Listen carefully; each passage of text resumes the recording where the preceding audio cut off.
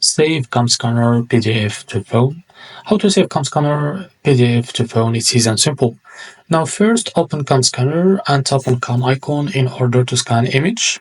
Now after that take that photo that you want.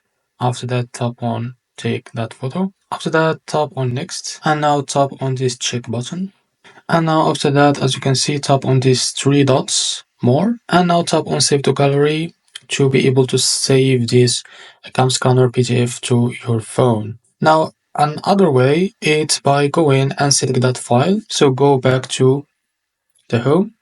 Now select that file that you want, for example this one. After that tap on more and now tap on save to gallery. And after that, as you can see, you save this CamScanner PDF to your phone.